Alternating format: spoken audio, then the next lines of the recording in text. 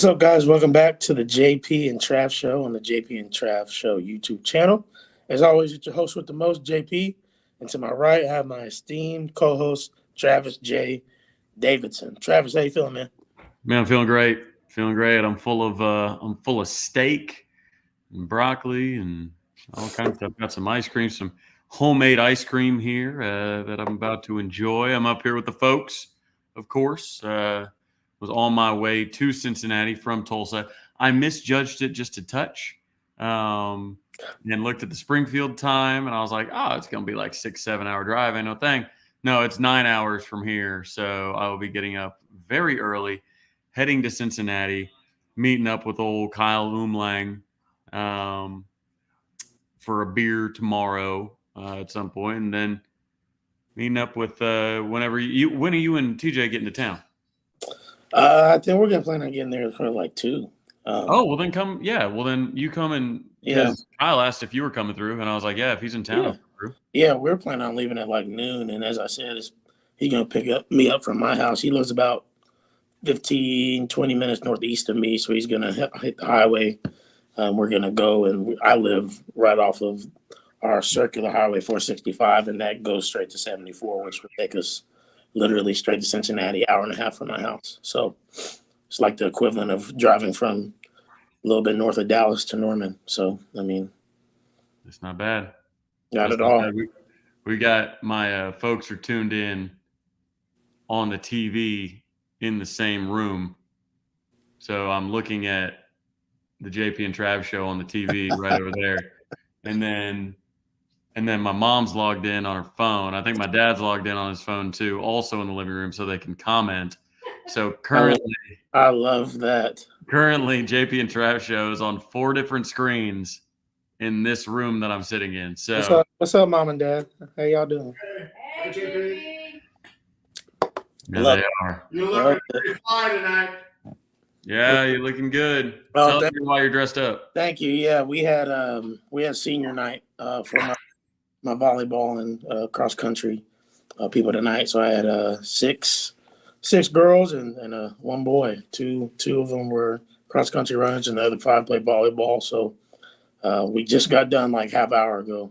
It was a 5-set game. We didn't end up starting until like 8 o'clock, just because the other one was a 3-set JV game, and then we had 7 seniors to get through, and we had the moms crying and everything like that. So it was a good night. We ended up winning in 5, but I was sweating because I kept looking at my watch like, man, am I gonna get like I'm gonna have to do JP and Trav show like from the stands? I don't know. Yeah, it was gonna be a mess. But well, that brings up a good point, old Richard Spray. When are we seeing the silk pajamas? Hey, I'll bring your silk pajamas. You can see your silk pajamas tomorrow. Whoa! He's gonna wear. He's gonna wear them to the brewery or something. I don't know. Silk pajamas tomorrow. Hey, I'm just, yeah. That was for our pajama day for our Spirit Week. So, as y'all, I don't know if anybody else saw it, but get you a man that can do both. We can. I'll tell you what, man. Silk pajamas with a do rag, or we can the do rag. We can clean up a little bit. So silk pajamas with a do rag. That was an all-time look. I won't lie. That was an all-time look. Oh man, yeah. It was a good time walking around school like that. But oh man, let's get into it, Trav. Let's do it. OU destroys or dismantles, if you will, Tulsa 66-17, including 5 interceptions, which I believe was the most since 2003. If I'm not mistaken. I know you were there live, as it's in your neck of the woods. So just tell us, man, like, what did you see live? Because obviously we all saw everything going on the TV screen, but it's different live. That's why I'm excited to be at this game Saturday, because it's just a different atmosphere and you get to see some of this stuff live. How did the Sooners look to you? They look like a team that enjoyed playing on the road. Like, there's that mentality that you want to be, like, it's more fun to silence a crowd than it is to, light one up, right? Yeah. Where it's like you go in there and everybody, it's easier, I think, to be just with your teammates. It's not, 85,000 behind you, and I get it, home field advantage, this and the other. Absolutely, that matters. But a lot of that matters because of the crowd being loud on defense, right? Mhm. It's like that's what it makes like the snap counts difficult and everything like that. But from like a specific mentality, it's like you see a lot of these guys, and they're just it's them and the team in the locker room, and everybody out there hates us. It's easy to motivate them, right? And this team, especially with Tulsa, it was a little bit, you were in an opponent's locker room, right? It was all different. And then you walk outside and it's the crowd's 75%, in crimson. So it was we'll call it road light because it was not a true road game. Yeah.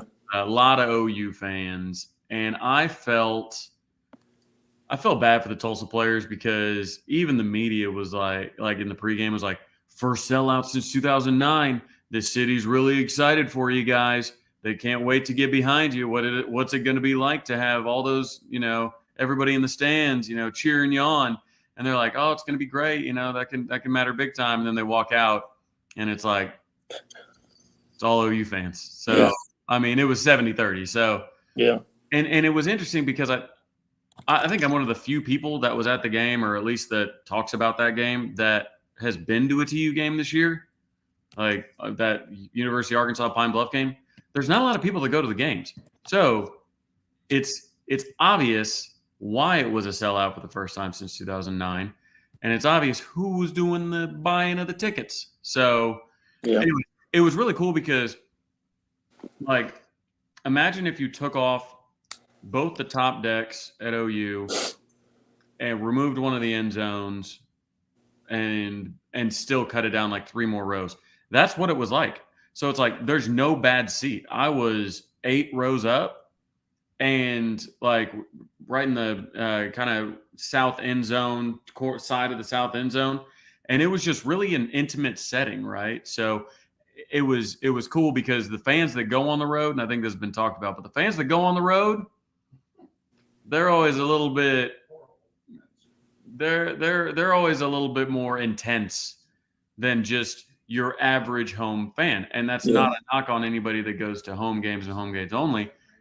It just takes a little bit, typically more investment to go to away games, perhaps, if you already have season tickets, maybe you already have a parking spot or you live nearby or anything like that. Mhm. Like if you are willing to go to the games, and then also I talked about the team having that us against the world mentality that everybody out there is going to, in most scenarios, not Tulsa, but in most scenarios like Cincinnati, it's going to be a situation where the crowd's against you too, right? You're in there, behind enemy lines and this, that, and the other. And it can kind of change the mentality of kind of how you handle yourself. So, but no, the OU played really, really well. I think, getting Savion Byrd, he was already struggling a little bit, wasn't putting together a great season so far, even though he has that immense upside. Yeah. Him getting hurt. Caden Green might not give that job back. Hey, I was about to say the same thing, dog. Might have gave way. I'm just saying, like, Caden's 20 pounds heavier, 30 pounds heavier. Mm-hmm. He's just as tall. He hasn't played guard since 9th grade. And he only had 4 days. Here's the thing on the timeline, too, is what we heard in media availability. Bill Bedenbaugh, before the game, like at the beginning of last week, said, hey, Caden, I'm going to move you to guard. I need you at guard. I don't need 3 left tackles, especially with Sexton getting back healthy. You're like, okay, now you've got Walter Rouse and Jacob Sexton. You're good to go. You don't need Caden as the 3rd string. He's too good to be the 3rd left tackle. Yeah. So before the game is when Caden knew he was going to be playing at guard. Mm-hmm. Then Savion gets hurt, and I think a lot of people thought, oh, Savion's coming out because he's hurt. Oh, they just put Caden Green in. No, they were preparing Caden to play guard before there was any type of injury to Savion. So they like what they see out of the kid. Obviously, he was an early enrollee. That is kind of, that's why he looked good early, looked ready early. He got there early. He wants to be on the field. He's talented. He's a top 100 kid, composite. ranked even higher than Savion was coming out of high school, coming out of Duncanville. So,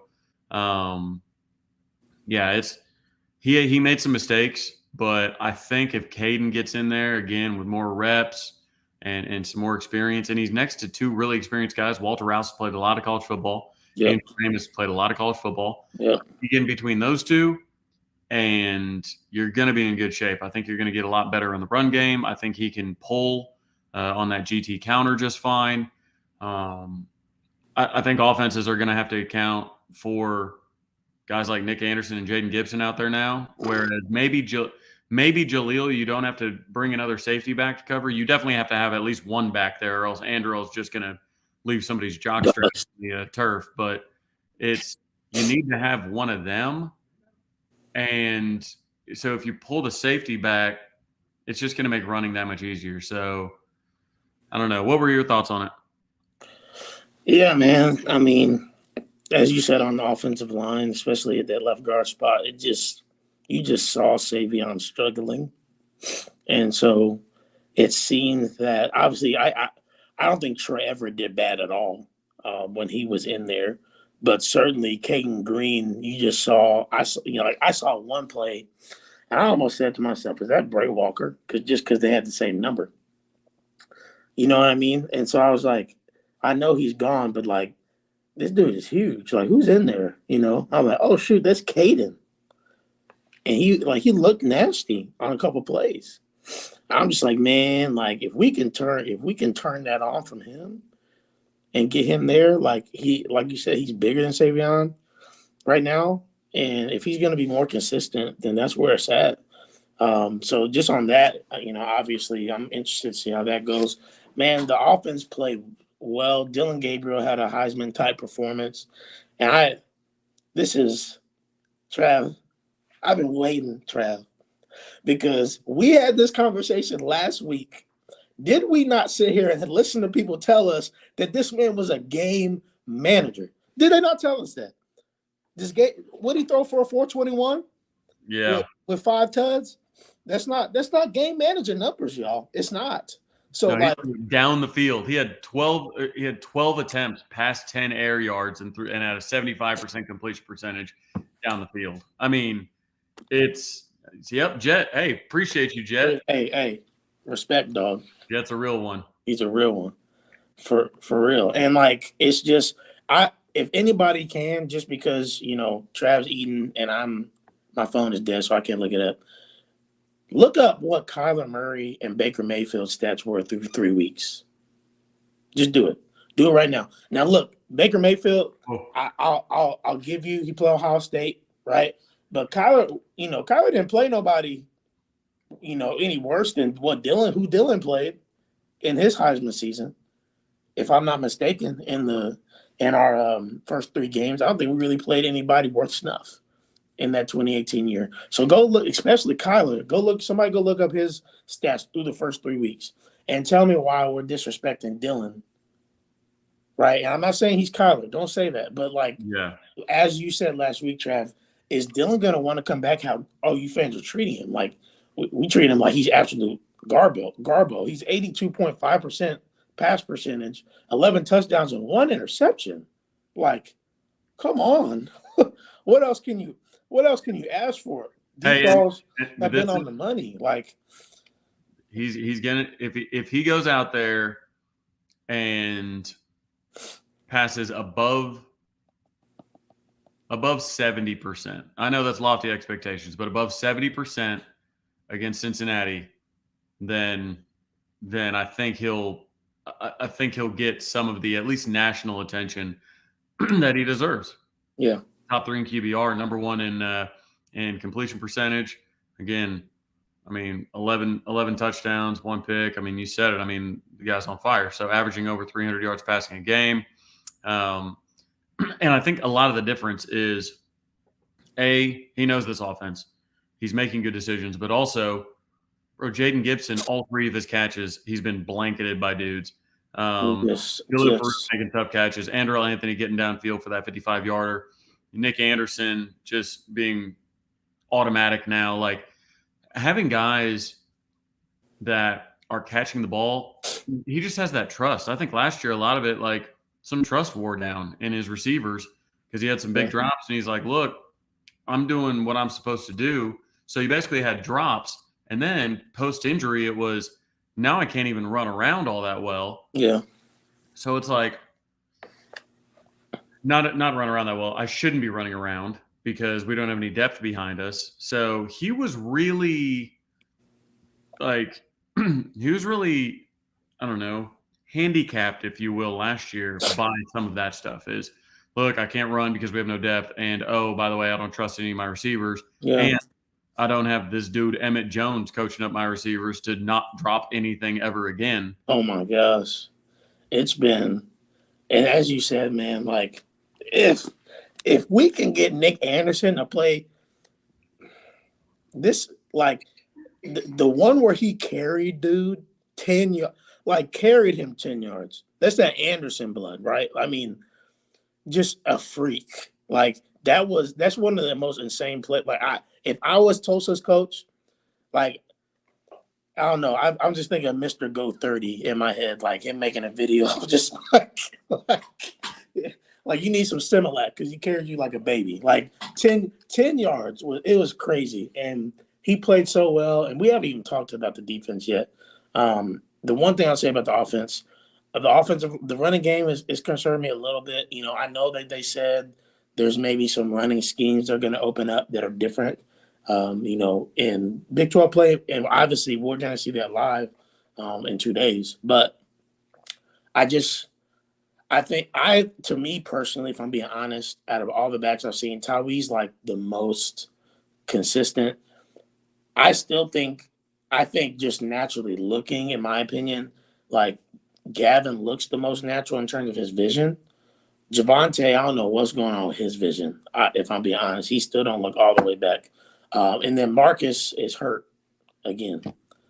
I mean, shocker there. So I mean that, and we still have some others in Caleb Hicks, so we got some depth. Like, don't get me wrong, but I feel like this is something certainly we need to figure out. Now move on to the defense, so we can, you know, obviously get on in the show because it's just a lot to talk about with that game. Man, your boy, right off the rip, Gentry, beautiful textbook interception.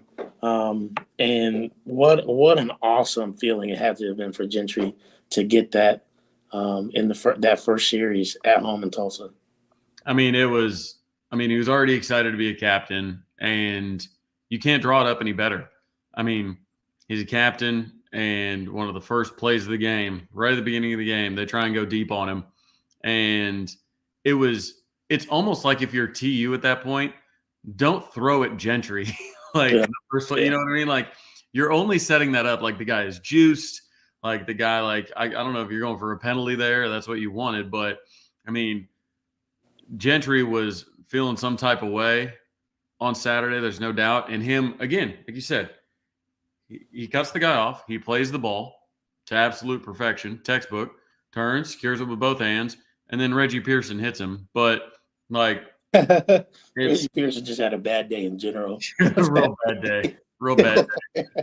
So, but, right, like, it was really cool being down there because we were in Section 108, like I said, south end zone, just on the east side. And that's where a lot of the OU fans were. So, like, Gentry kind of, like, marched up the sideline a little bit and was talking about, you know, basically, like, this is my city type stuff. Like, it was pretty awesome. Like, I was thrilled for him. Yeah. I'm bummed that he then, you know, got that stinger, but yeah, you just got to get that figured out. You know what I mean? Like, yeah, it was really exciting for him. It was good to see RSJ get back for that game as well. But yeah, the secondary, I'll tell you what, man, Jay Valai has got those boys cooking. Kendall Dolby's interception was incredible. yeah. So Kendall Dolby's 5'11". He gets Tulsa's leading receiver, who ended up having a pretty big day, actually. He's on the outside, and he goes to cut in, and Dolby's right in front of him. He's staying physical. And then he plants his foot, and he goes out towards the boundary. And I swear, Kendall's in his hip pocket the entire time as he breaks out to the boundary. He throws it. He dives, both hands, goes to the ground. Great catch. Like, that's just, like, We don't see that a ton, or haven't seen that a ton in Norman. And No. Jay's got these guys being physical. Yes. Physical. Like that's what I mean. I imagine the Big 12 is going to call us for a decent amount of defensive holding, and then maybe some DPIs. But it is what it is. Like Yeah. I would rather get those penalties. It's as opposed to just playing soft. Yeah. These guys were in their hip pocket, and the coverage has been great. Yeah. No, I agree, and I think that the one thing we'll see is that our man-to-man has been super good because they've been physical. The one issue that I saw was just like obviously the running quarterback conundrum, which I know we'll see a lot of Saturday. Just the guys having to try to figure. And I know they probably practice all week, so it'll be a lot different. Go ahead. I'll touch on that. Yeah, we have trouble most of the time. When we've had trouble with running quarterbacks, they're always the backups. Yes. Like it's somebody we didn't prepare for. Yep. And then, like, even in the post-game press conference, Coach Kevin Wilson said, yeah, we thought Roman, had a really good week. Roman Fuller, the guy who started, he said, we thought that he had a really good week at practice. He was the healthiest. And we knew, after, with the pressure that Oklahoma was generating, that we needed to go with Cardell because we needed his feet to, extend the plays. So it's like if the same thing would happen with West Virginia, it's happened a bunch where OU gets in to a game with somebody and then they have to go to their backup and their backup can run. You're like, oh crap, what's going on here? But it's like, hopefully with them having lots of film on Emory Jones, and knowing that Emory Jones is pretty much a bum when it comes to throwing the ball down the field. And I know that if he goes off, then I'm sure then I'll eat the crow. Yeah. But like in the last two games, he's completed 60% of his passes for 190 yards a game. And he's got 2 touchdowns and 3 interceptions. Like he's just not a great passer, but he's a good athlete and he runs the ball well. And they're going to run boots, naked boots, triple option. They'll do all kinds of fun stuff getting him to run the ball. So all those coaches that said Danny Stutzman was seeing the field and sniffing everything out really quickly, Danny's going to have to play a really good game. Yeah. And he has so far. I mean, he's been everything we could have asked for out of a middle linebacker. I mean, to go be the defensive player of the week before, and then to get that pick six, man, that was so sweet. The one-handed tip him to himself and then sprint to the end zone. He's just been everywhere. And I think that, they'll be prepared. I think Danny will be prepared. Jaron will be prepared. And I'm sure they'll have a package with Deshaun. I'm sure Kip will be out there, right? Like guys that can fly. And the one thing with a running quarterback is we're probably going to play a lot more zone. And that that's where I was going. I just think, I think our zone needs to be a little bit shored up. And I'm sure, again, that they were working on it. But to me, it just seems like some of the guys aren't trusting their eyes and they're not trusting their teammates to be where they're supposed to be. And so they end up drifting into their areas, or even if there's a guy in their area, like, I don't know, just interesting stuff. But we'll see what it looks like. And I'm certainly excited to see how we get after Emory Jones. I was overall obviously had to be pleased with 5 interceptions, 5 turnovers, and everything that the defense did. Reggie Pearson, I believe, will get it together. He's played on good defenses before, but yeah, he had he did certainly have a little bit of a rough game. I want to hit this and then we can move on to some Cincinnati talk, Trev. Okay, through 3 games, Kyler had 863 yards, 8 touchdowns, 1 interceptions, and Jesse mentions he had UCLA and Iowa State in his first 3. I will say Iowa State at that time certainly was not the Iowa State of now. I will give you Iowa State is probably a little bit of a difficult game, right? UCLA was defense always better. Yeah, UCLA was trash that year, but UCLA was absolutely trash. SMU is better than UCLA was. This SMU team that we played was better than that UCLA team. That's just a fact. 863 yards, 8 touchdowns, 1 interception. Dylan Gabriel, ready? 905 yards, 11 touchdowns, and 1 interception. And I'm sure Kyler probably had a couple rushing touchdowns in there as Better well. completion percentage as well. Yeah. I think Dylan's 66 for 80 or 64 for 80. He's 66 for 80. That's Man. absolutely 82.5%. So Tell you what. with a 220 with Reggie, he's a big hitter. He's a big hitter. He gave up that touchdown, and the timing of it, with Robert Spears-Jennings back healthy, with Key Lawrence playing well, with Peyton Bowen now in the mix as he started last week. Like, it's just not the time you want to have a bad game if you're Reggie Pearson. And I mean, more depth the better. We're better with Reggie Pearson on this team than we are without him. Nobody's questioning that. Yeah. But like, it's so close. If Gentry were to go out and get cooked twice, Kenai Walker and Kendall Dolby are sitting there going, "What's up?" Like, and that's good. Like, we need that depth to be competitive, right? We need that depth to be breathing down their necks saying, "Hey, there's only a certain amount of snaps this defense gets now." Last year, you give snaps to everybody because they couldn't get off the damn field. So you give 20, 30 snaps to everybody, and it didn't matter. But now that they're getting off the field, there's a limited amount of snaps out there. And last year, we were 5th in the country in snaps per game, total snaps played per game, 5th in the country. And that's because Lebby only knew how to go fast, right? It was fast all the time. No matter what the defense was doing, anything, we're going to go fast, right? And the defense couldn't get any stops on 3rd and 4th down, so they couldn't get off the field, right? So 5th in the country last year in total snaps, which really hurt us later in the year when we didn't have any depth. This year, 37th so far in total snaps. That's because our defense has better depth. They're better on 3rd and 4th down, significantly better on 3rd and 4th down. And Jeff Lebby I think that SMU game helped a lot. I think that him and Brent needed to get on the same page as far as timing goes, you know, what their game control wants to look like, all that kind of, what their pace and their complementary football, because that Tulsa game, there were times where they went fast. Yeah. Saw a matchup they liked, or they thought they got some personnel stuck on the field, or they thought, hey, we feel like we like something we see, we're going to hammer away at it. Like, and then there were times they looked over and, they go to fake the snap, and then they all get up and they get in a new play call. Like, it was really, really cool to see the juxtaposition of that.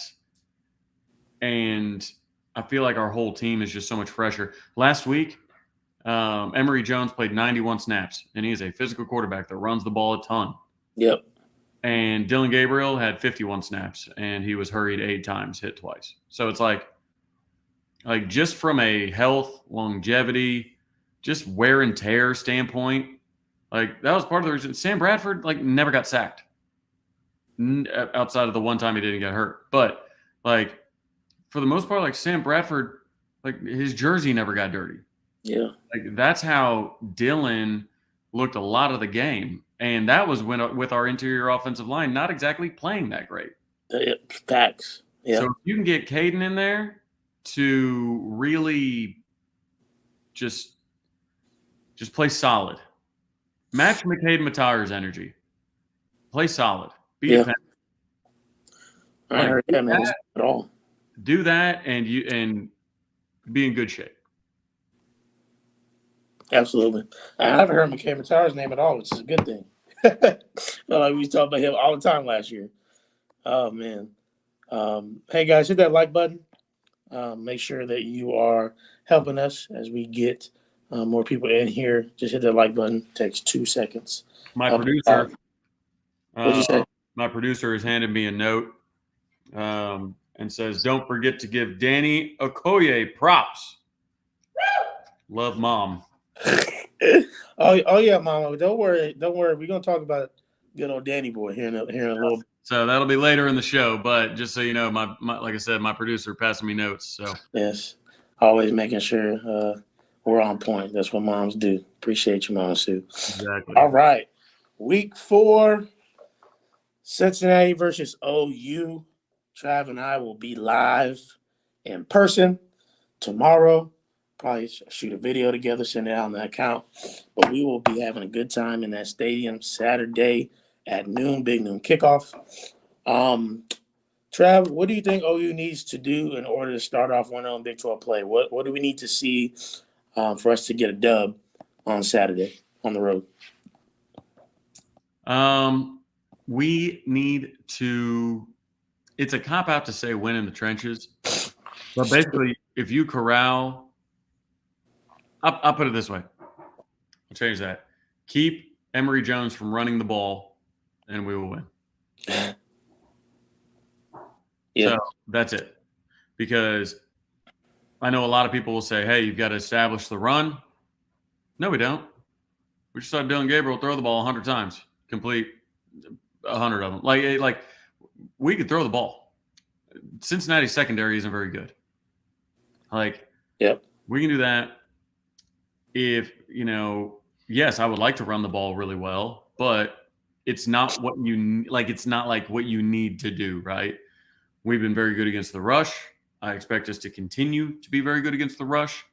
I believe we are, I think we're 11th in the country right now in yards allowed before contact. So that's not having any gaping holes in your defensive line. They're getting to the line of scrimmage for the most part and being brought down.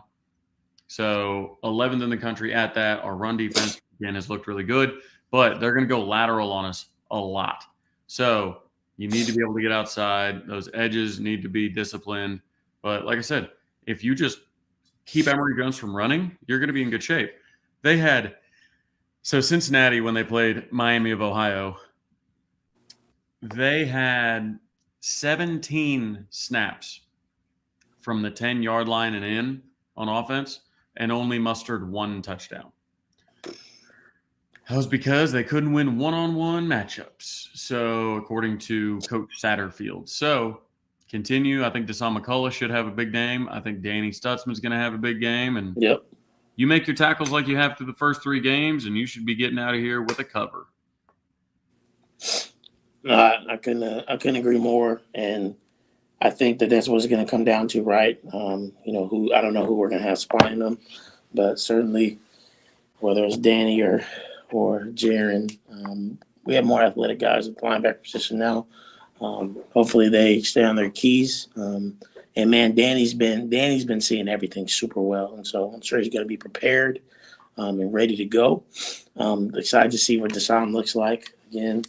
Excited to see maybe Kip get some action, like I said earlier. And then offensively, man, from what I saw, and then even just listening to Gabe and Teddy, if they play a lot of cover 1 and cover 0, like have been told that they do, and looked like they did even against Miami of Ohio last week, we're gonna eat them up.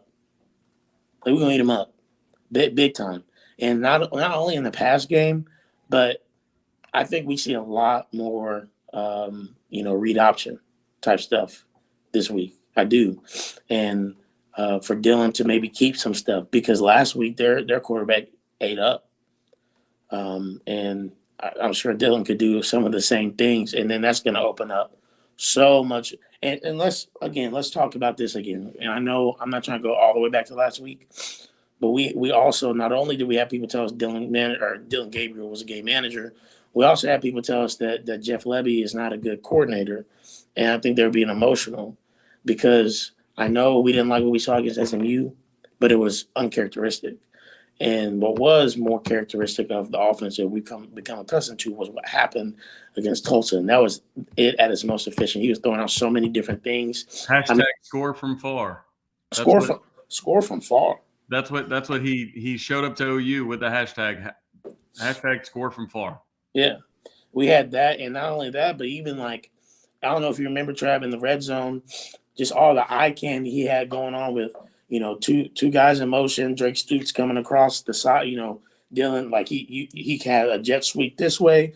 He had Dylan do an RPO to, I don't remember if it was Marcus Major, if it was Javante in the game, RPO to him while Drake is going across this side. Like, it's a lot for a defense to have to figure out. And when they're as efficient as they are, and Drake is the wide receivers in general are catching the ball the way they are. Not only Drake, but Andrell, Nick, Jaden. I mean, it is hard to defend. And if once we get this running game going too, I mean, man, like it's going to be hard to say that we won't have a top 10, top 5 offense with the way things are looking. And I think the biggest thing, Trav, like you said, we slowed it down at times against Tulsa.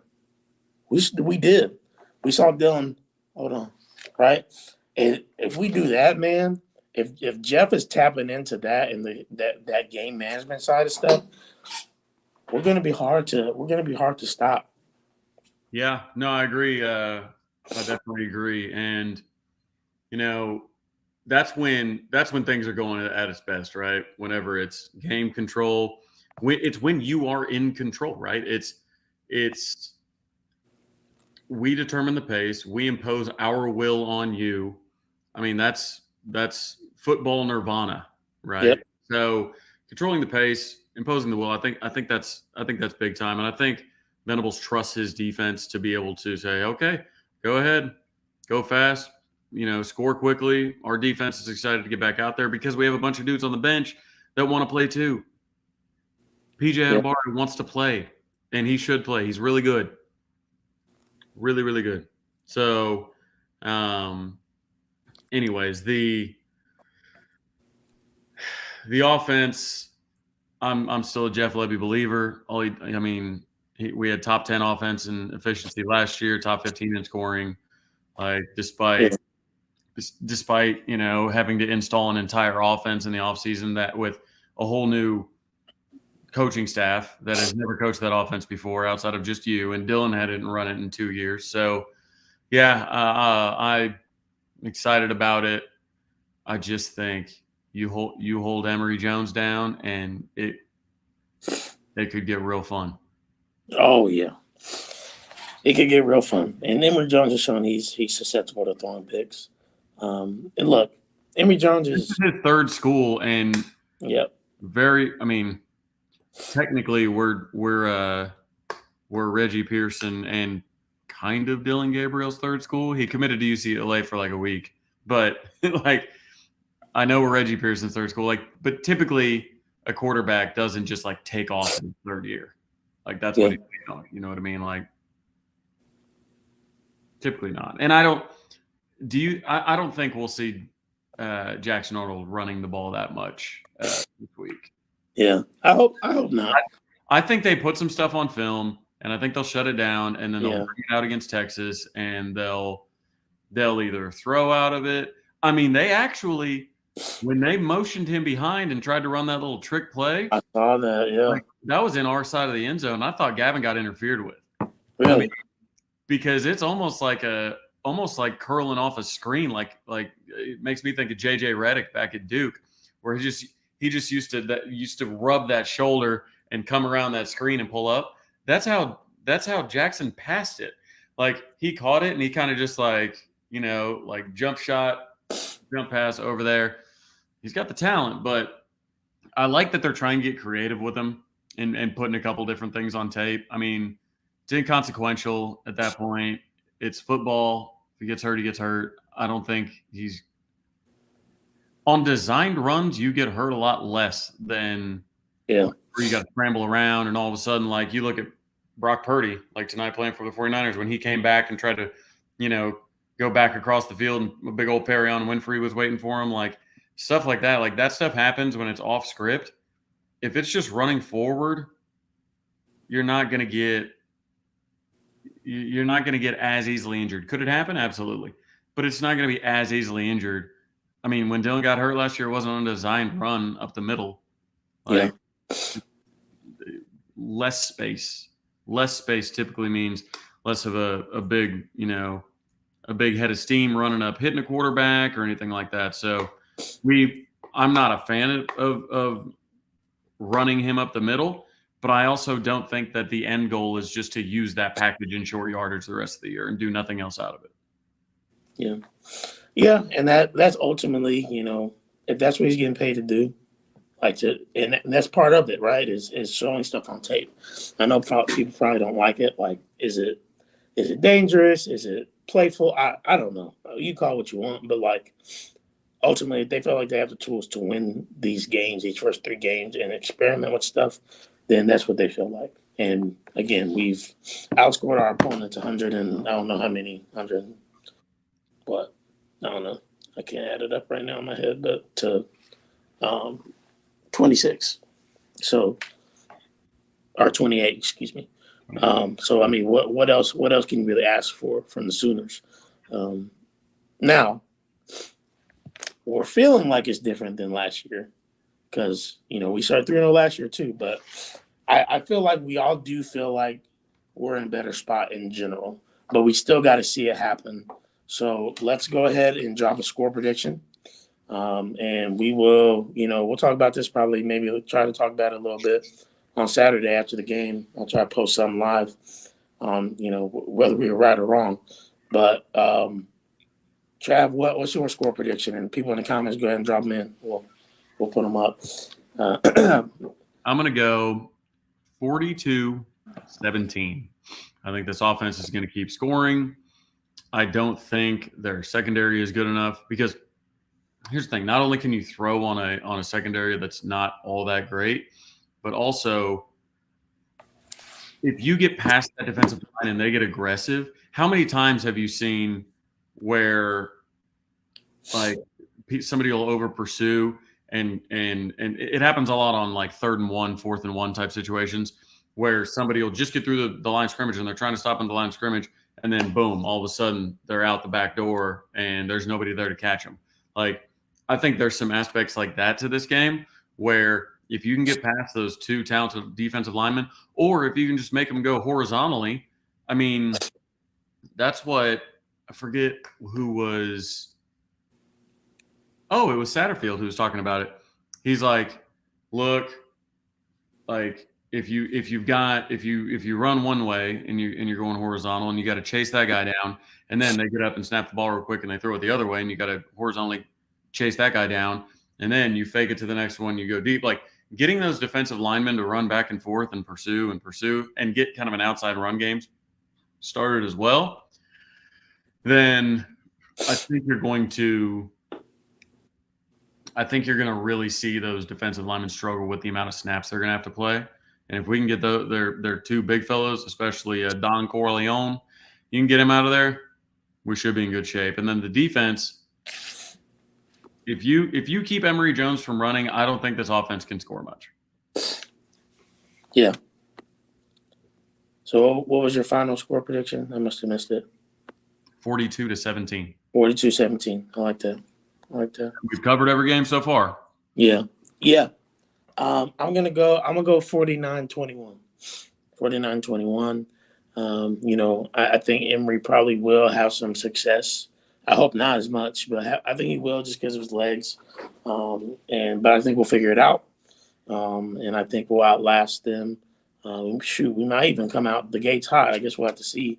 But I think that if Dylan looks how he's looked and is sharp and is consistent as he has been, if we can get a little bit of the running game going, it's going to be, man, if they're going to go cover 1 and cover 0 and stuff like that and dare us to do that, we'll kill them. Like, we'll kill them on that stuff. We just will. Yeah. They can't afford to go cover 1 or cover 0 if you've got Gibson or Anderson out there. Exactly. Shoot, if you got Andrell out there, you can't. Well, that's what I'm saying. That, like, they would go cover 1 with Andrell. Yeah. Like, you're not going to go cover 0. It's the plus, right? It's like you go, Andrell's got to have a safety over him. And then on the other side, if you've got Gibson or Anderson, you're going to have another safety just to try and bring them down. Yep. So it's like Nick might blow by you or he might go through you. It's one or the other. So you get them playing cover 2 and you get in a situation where they just have to keep 7 in the box instead, you might be able to run a little bit with the added runner as Dylan Gabriel. Yeah. It'll be interesting to see what happens. I'm looking forward to actually getting to see it live. It's gonna be a fun time, that's for sure. It should be. Yeah. No, it should be. I'm excited. It's funny because, a lot's been made of, Satterfield's comments of, well, Cincinnati has seen Dylan Gabriel and they're 2-0 against him. And then, I saw him at Louisville and we were 1-0. So Dylan Gabriel is, yes, 0-3 against Cincinnati and Scott Satterfield combined. But you know who's 3-0 against Scott Satterfield? Mr. Brent Venables. Brent Venables' defenses held Scott Satterfield's offenses to 16.6 yards per game in the 3 times that they played, 2019, 2021, and 2022. So former quarterback Scott Satterfield, quarterback coach, running back coach, wide receiver coach at Appalachian State, and then moving up, obviously, through Louisville and then now on to Cincinnati. He's the offensive mind, and he's run into the brick wall known as Brent Venables multiple times in his career, and that's not a battle that's fared well. Yeah. Yep. 100%. I'm looking forward to it, and I think we'll get out of there with the dub. What's the line at? Is the line at like 16? It dropped to 13.5. 13.5. It was at 14.5 all week. Interesting. Okay. Well, I think we'll cover.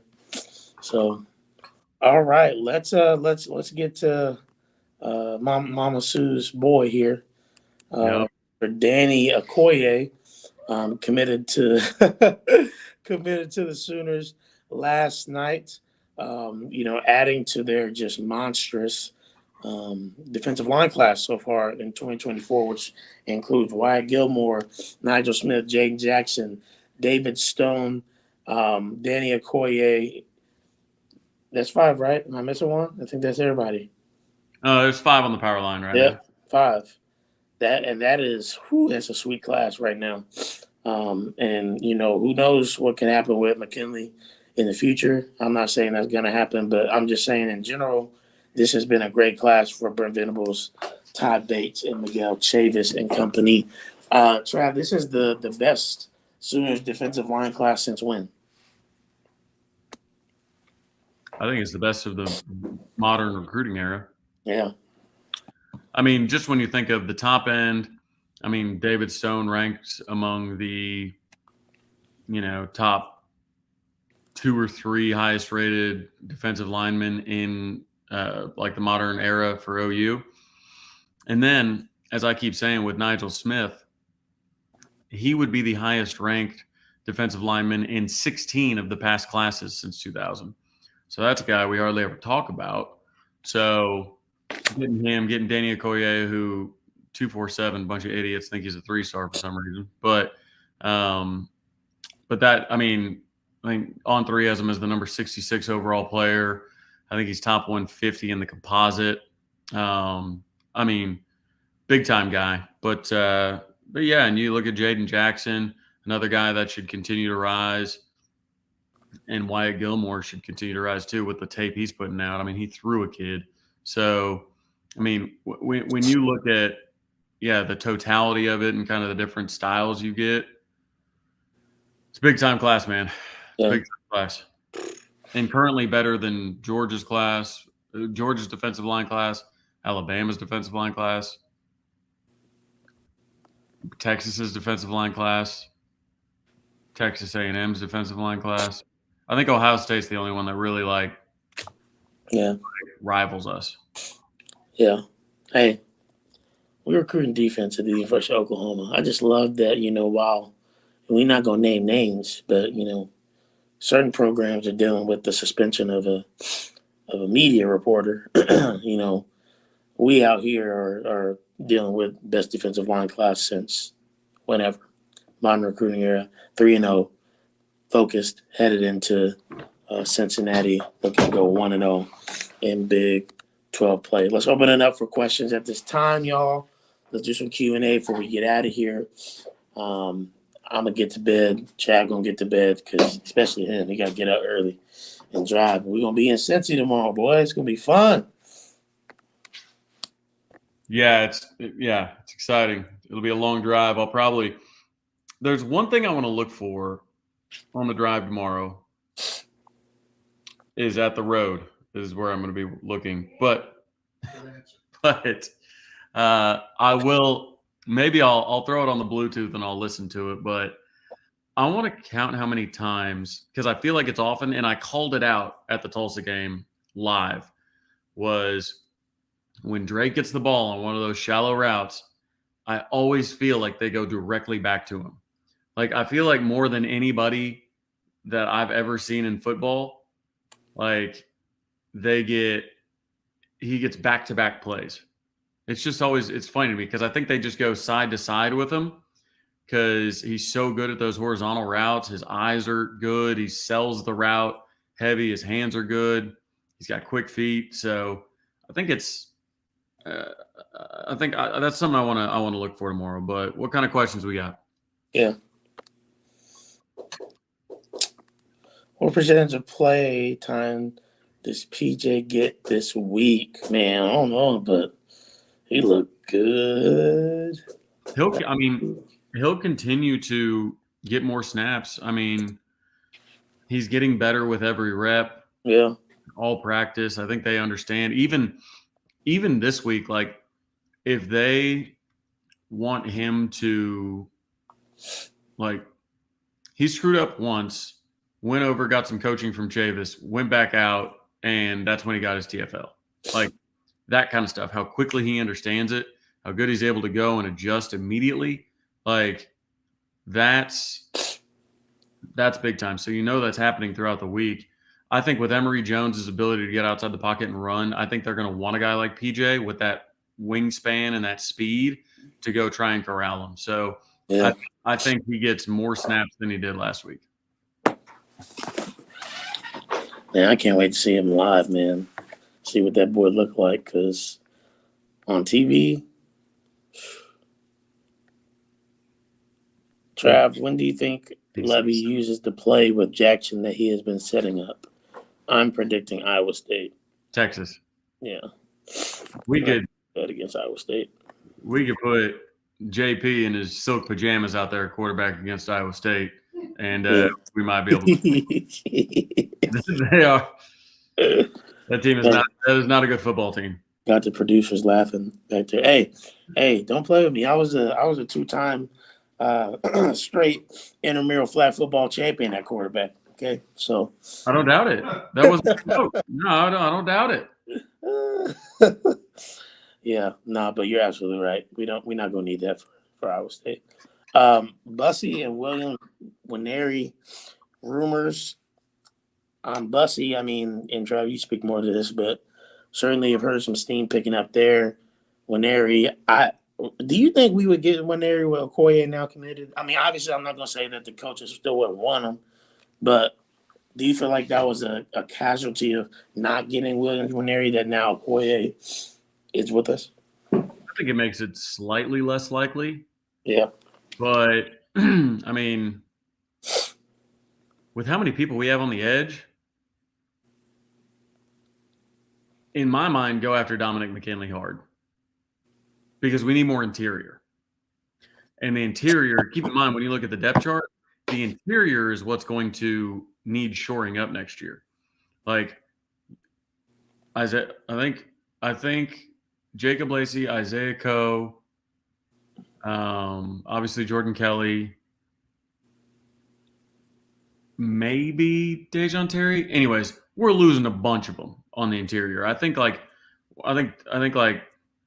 maybe Grayson Holtman and Kelvin Gilliam are like our only two returners next year or something. Like, we're going to need to shore that up. So if you ask me who I want more right now, I mean, Nwaneri would be fun because Twitter would just be a blast. But Dominic McKinley would be what I would want on the class more. Yeah. Personally. As far as Bussy rumors, Emmett Jones is a bad dude. He's a real bad dude. That was early on. It was, hey, just got to get on campus. If he gets on campus, we'll see. Well, he got on campus. And when Emmett Jones, he said, all I got to do is sit down with him, man. I just want to show him how I want to use him. Yeah. And when you see how our wide receivers have been playing this year, and then you turn around and with A&M as the leader, you look at A&M and they get blown out by Miami, might be a good time to root for War Damn Eagle. Yeah. Root for the Auburn Tigers this weekend, folks. Not that you guys have a tough time rooting against Texas A&M anyways. Yeah. But root extra hard against A&M this week. Brandon asked, do y'all feel like OU is holding back on offense to keep plays off tape for UT? Listen to me.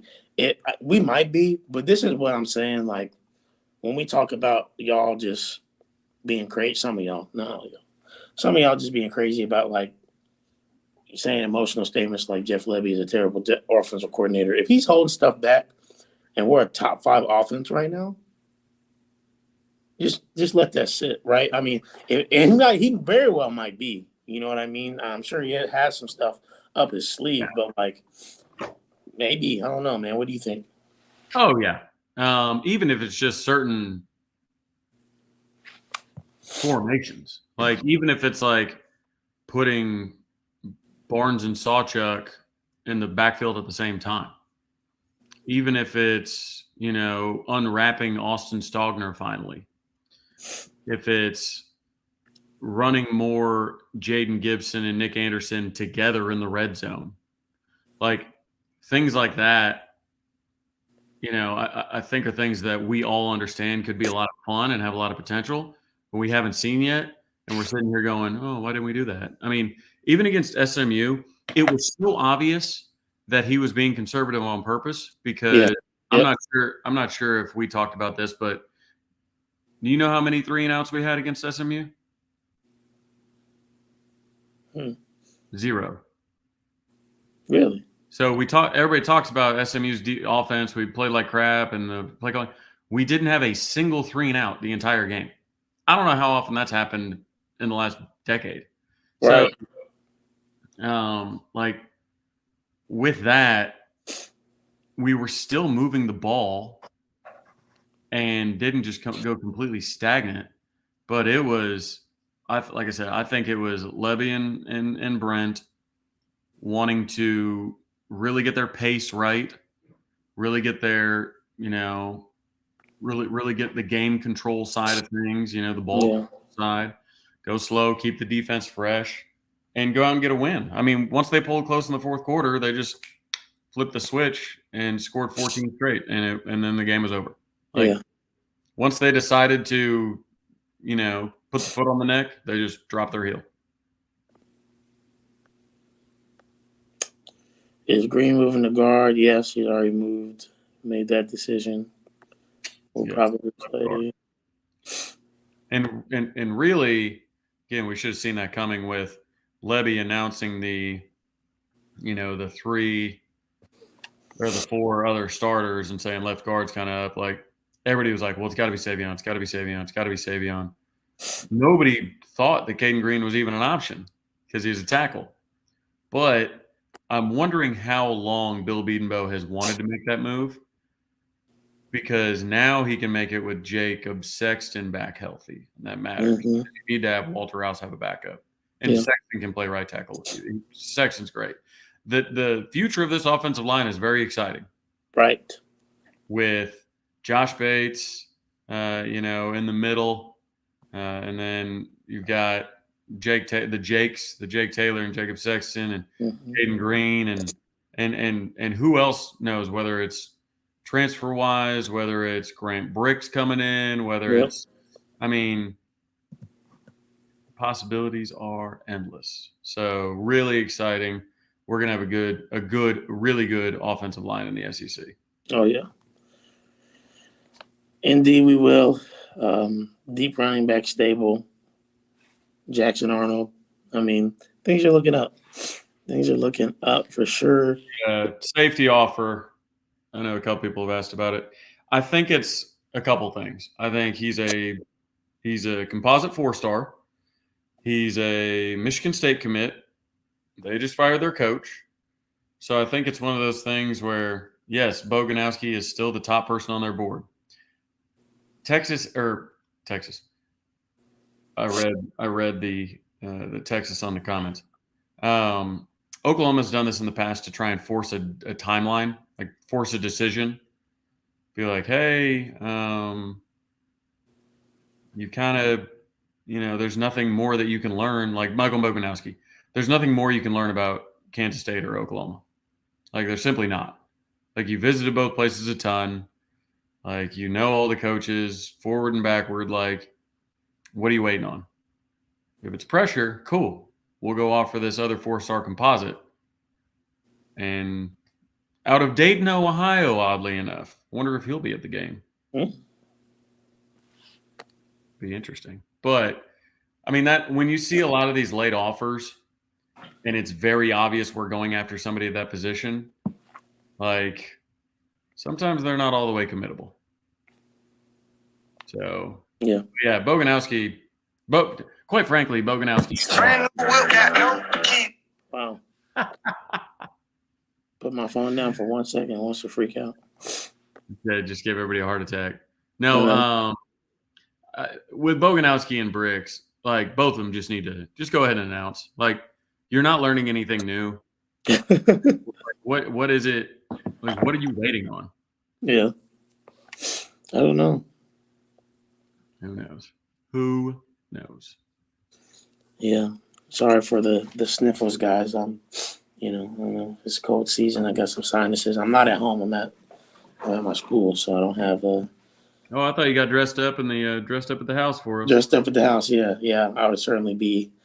Y'all don't even see my normal setup. Come on now, you know that. But all right, Trav, man, you got anything else for the people before we head out? Boomer Sooner, on to Cincinnati. If you're going to be on to Cincy. Again, man, it's gonna be a good weekend. Send y'all a little post on the account when we link up. May even get a new logo out of it. We'll see. But yeah, it's gonna be a grand old time, and hopefully we'll be talking again next Thursday about a big Sooners dub, 1-0 heading to Iowa State. So love y'all, appreciate y'all, and we'll see you next Thursday at 9 p.m. Central Time. Boomer.